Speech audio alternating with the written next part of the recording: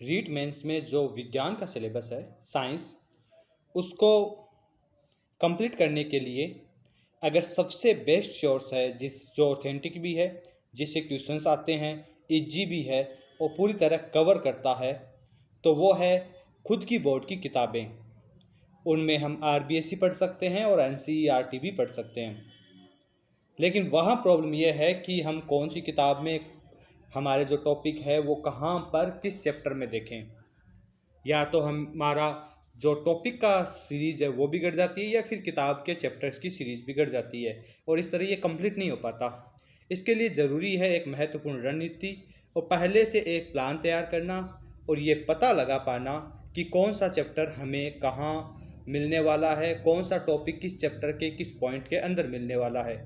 इसके लिए हमने एक पीडीएफ तैयार कर रखी है जो आपके बेहद काम आएगी। तो सबसे पहले हम हमारे पहले टॉपिक को देखते हैं, जो कि है परमाणु, अणु, मोल संकल्पना, रासायनिक सूत्र, परमाणु की संरचना। इसको देखने के लिए हम अगर एनसीईआरटी पढ़ रहे हैं तो एनसीईआरटी के हमारे पास कक्षा 9 के 2 चैप्टर हैं, चैप्टर नंबर 3 परमाणु एवं अणु और चैप्टर नंबर 4 परमाणु की संरचना। लेकिन यहाँ ध्यान रखना है कि मोल संकल्पना और रासायनिक सूत्र ये एनसीईआरटी की क्लास 9 की परमाणु और अणु नाम का जो हमारे पास चैप्टर है उसी के अंदर मिल जाएंगे। अगर आप आरबीएससी पढ़ना चाहते हैं तो इसके लिए हमारे पास आरबीएससी के अंदर भी ये चैप्टर मौजूद है। आरबीएससी में क्लास 9 का चैप्टर नंबर 2, जिसमें पाठ का नाम है पदार्थ की संरचना एवं अणु, कार्नोट सिद्धांत, परमाणु और अणु, इसमें से हमें पढ़ना है। सारा चैप्टर नहीं पढ़ना है, कार्नोट सिद्धांत, परमाणु और अणु इतना ही पढ़ना आपको। आरबीएससी में क्लास 9 में ही हमारे पास तीसरे चैप्टर में परमाणु संरचना है, जिसको हम पढ़ेंगे। फिर है आरबीएससी की क्लास 9 में चौथा चैप्टर, जिसमें हम रासायनिक बंध और रासायनिक समीकरण जो चैप्टर है उसके अंदर से आपको केवल आयन, मूलक, संयोजकता और अणुसूत्र पढ़ना है।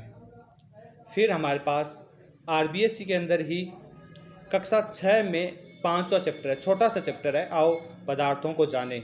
इसमें आपको सिर्फ परमाणु और अणु ही पढ़ना है, बाकी सारा छोड़ देना है, और वैसे भी बहुत छोटा चैप्टर है ये।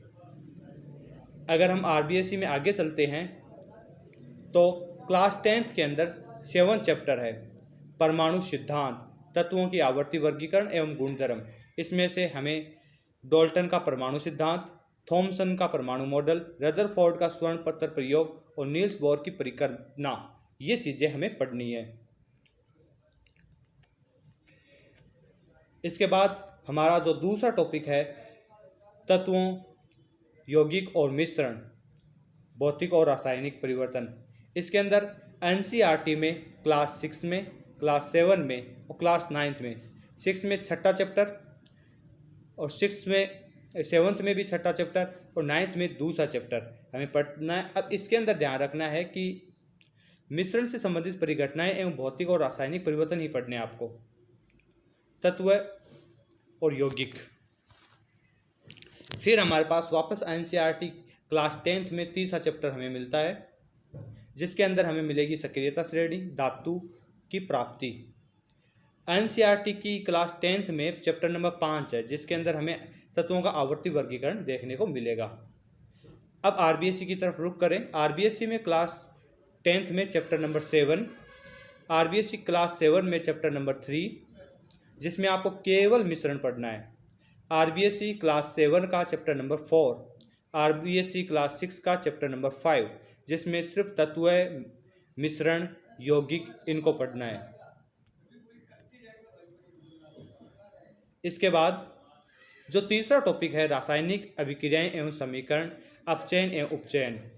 एनसीईआरटी में एक ही चैप्टर है क्लास 10th में, चैप्टर नंबर 1, जिसमें आपको ये पूरा मिल जाएगा। जबकि अगर आप आरबीएससी देखना चाहते हैं तो आरबीएससी में class 10th, class 9, class 8, 10th का छठा चैप्टर, 9th का चौथा चैप्टर, जिसमें से केवल रासायनिक समीकरण पढ़ना है, और क्लास 8 का चौथा चैप्टर। अगला टॉपिक हमारे पास बनता है अम्ल, क्षार और लवण एवं पीएच स्केल। एनसीईआरटी में क्लास 7 का 5वां चैप्टर, क्लास 10 का दूसरा चैप्टर, जबकि आरबीएससी में क्लास 7 इसका 5वां चैप्टर और क्लास 10th का भी 5वां चैप्टर।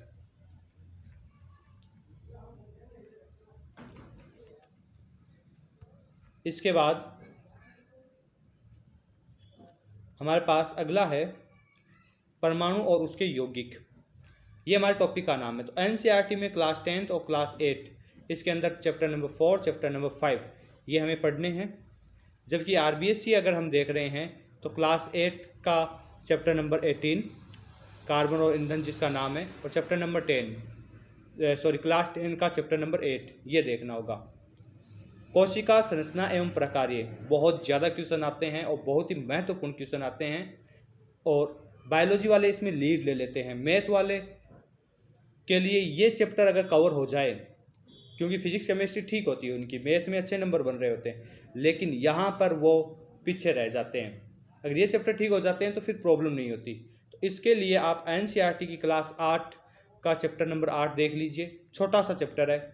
और एनसीईआरटी में ही क्लास 9 का चैप्टर नंबर 5 देख लीजिए, नाम है जीवन की मौलिक इकाई। जबकि आरबीएससी देख रहे हैं तो क्लास 6 और क्लास 9, जिसमें क्लास 6 में चैप्टर नंबर 7, क्लास 9 में चैप्टर नंबर 6, जिसके अंदर कोशिका वाला पार्ट पढ़ना है आपको।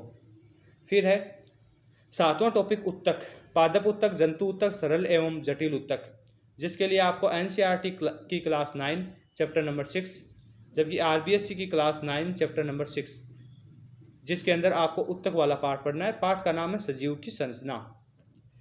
इसके बाद अगला टॉपिक हमारा है 8वां जैव प्रक्रम, पोषण, श्वसन, परिवहन और उत्सर्जन। एनसीईआरटी में क्लास 10th में चैप्टर नंबर 6 जैव प्रक्रम नाम से दे रखा है, और क्लास 7th के अंदर चैप्टर नंबर 2, चैप्टर नंबर 10 और चैप्टर नंबर 11। पादप से संबंधित प्रक्रमों का उल्लेख पाठ्यक्रम में स्पष्टता है नहीं,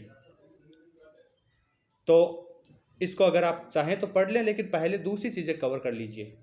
जबकि आरबीएससी हम देख रहे हैं तो आरबीएससी के अंदर क्लास 6 इसका 2nd चैप्टर, क्लास 9 8वां चैप्टर, क्लास 7 का 9वां चैप्टर, और क्लास 8 का चैप्टर नंबर 7। हमारा 9वां टॉपिक है नियंत्रण एवं समन्वय।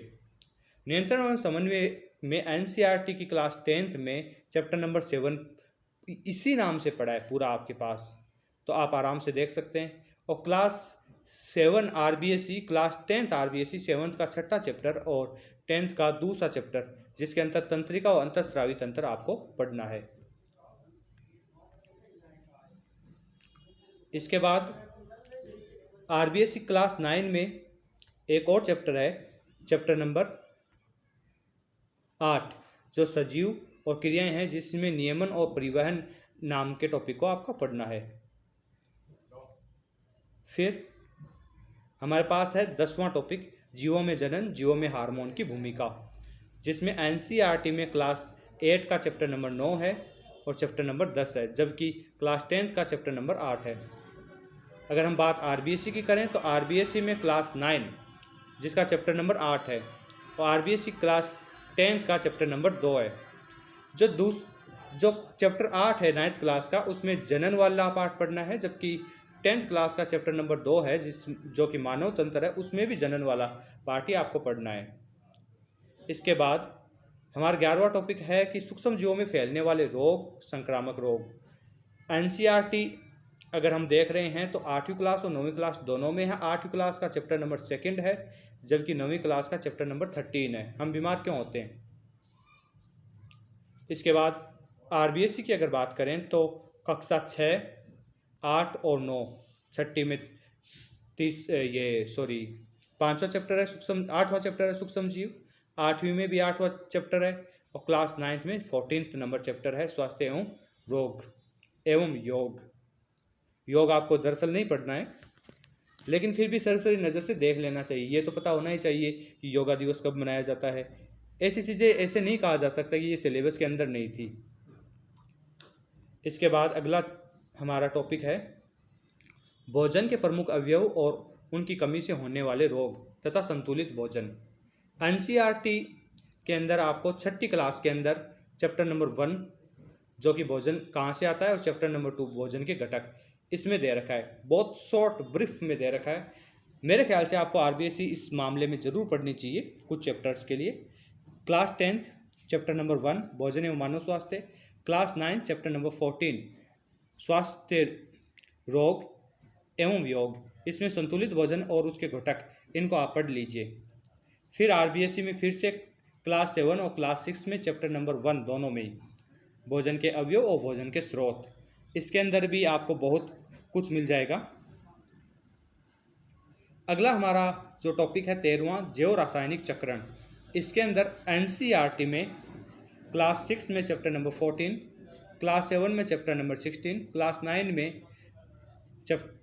ये जो प्राकृतिक समता वाला 14 नंबर चैप्टर है उसको आपको देखना है, जिसमें जैव रासायनिक चक्रण, जल चक्कर, नाइट्रोजन चक्कर, कार्बन चक्कर और ऑक्सीजन चक्कर आपको देखना है। इसके बाद आपके पास है बल एवं गति और गति के नियम। एनसीईआरटी के अंदर आपके पास क्लास 6 में 10वां चैप्टर, 7th में 13वां चैप्टर, 8वीं में 11वां चैप्टर और 12वां चैप्टर घर्षण, 9वीं में 8वां चैप्टर और 9वीं में ही 9वां चैप्टर, ये आपको देखने हैं। जबकि आरबीएससी में क्लास 9th में 9वां चैप्टर, क्लास 7th में 11वां चैप्टर, क्लास 6 में 10वां और 12वां चैप्टर देखना है। 15वां टॉपिक है विद्युत धारा और परिपथ, ओम का नियम, प्रतिरोधों का संयोजन, विद्युत धारा के तापीय और रासायनिक चुंबकीय प्रभाव। एनसीईआरटी की क्लास 6 का 12वां चैप्टर है, छोटा सा। 7th क्लास का 14वां चैप्टर है, बहुत छोटे छोटे और बहुत ही सोने सोने चैप्टर है, जो आपको एक बार पढ़ते याद हो जाते हैं आराम से। इसके बाद आपके पास एनसीईआरटी क्लास 8 में चैप्टर नंबर 14 है विद्युत धारा और उसके रासायनिक प्रभाव, बहुत ही छोटा सा चैप्टर है। इसका पूरा विवरण आपको मिलता है एनसीईआरटी क्लास 10th में, जिसमें 12वां और 13वां चैप्टर आपको देखना होता है। जबकि आरबीएससी के अंदर हमें क्लास 6, क्लास 8 और क्लास 10th को देखना होता है, जिसमें 14वां 6ठी क्लास में, 8वीं में 11वां और 10वीं में 10वां टॉपिक देखना होता है, 10वां चैप्टर। 16वां टॉपिक है गुरुत्वाकर्षण, केपलर के नियम, उत्प्लावकता, आर्किमिडीज का सिद्धांत। एनसीईआरटी का कक्षा 9 का चैप्टर नंबर 10 आपके लिए सफिशिएंट है। आरबीएससी है तो क्लास 9th का भी चैप्टर नंबर 10 आपके लिए सफिशिएंट है। दोनों का सेम नाम है, सेम चैप्टर क्रमांक है, आराम से आप देख सकते हैं। जबकि 17वां टॉपिक है आपके पास ताप एवं उष्मा, तापमापी और उष्मा का संचरण। एनसीईआरटी का क्लास 8 का चैप्टर नंबर 6 दहन और ज्वाला। जबकि आरबीएससी का क्लास 7 का चैप्टर नंबर 15। फिर अगर वापस एनसीईआरटी में चलते हैं तो क्लास 7 का चैप्टर नंबर 4 उष्मा। इसके बाद प्रकाश का परावर्तन, गोलीय दर्पण, प्रकाश का अपवर्तन, गोलीय लेंस, मानव नेत्र, दृष्टि दोष, ये हमारे पास अलग से पॉइंट बने हुए हैं 18 नंबर टॉपिक के। एनसीईआरटी में क्लास 7th में 10वां चैप्टर, क्लास 7th में 15वां चैप्टर, क्लास 8 में 16वां चैप्टर और क्लास 10th में चैप्टर नंबर 10 और चैप्टर नंबर 11, ये आपको देखने होंगे। आरबीएससी में क्लास 10th में 9वां चैप्टर, क्लास 6 में 16वां चैप्टर, क्लास 7th में 14वां चैप्टर, क्लास 8 में 14वां चैप्टर आपको देखना है। और अगला टॉपिक है हमारे पास ध्वनि, बहुत ही छोटा सा टॉपिक है। एनसीईआरटी की क्लास 9th में 12वां और क्लास 8 में 13वां आपके पास टॉपिक है, जबकि आरबीएससी में क्लास 9th में 11वां है। इसके पश्चात आपके पास अंतिम जो इसमें बचता है, उसमें आरबीएससी में क्लास 8 के अंदर 10वां चैप्टर जो है, उसमें भी ध्वनि के बारे में आपको बहुत कुछ मिल जाता है। और हमारा अंतिम टॉपिक सौर मंडल, चंद्रमा, तारे, सौर परिवार, सूर्य, ग्रह, धूमकेतु, तारामंडल, इनको देखने के लिए एनसीईआरटी की क्लास 8 का चैप्टर नंबर 17 देख लीजिए। हालांकि इससे काम नहीं चलने वाला है, इसलिए आरबीएससी पढ़ना जरूरी है। आरबीएससी का चैप्टर नंबर 10 और क्लास नंबर 10th में चैप्टर नंबर 17 और 9th क्लास का चैप्टर नंबर 12, ये आपको देखने। अब अगली बात देखिए, बहुत सारे लोगों को ये कन्फ्यूजन रहती है कि सर हम आरबीएससी देखें या एनसीईआरटी देखें, कोई भी देख लो, ये अक्सर हमारा जवाब होता है।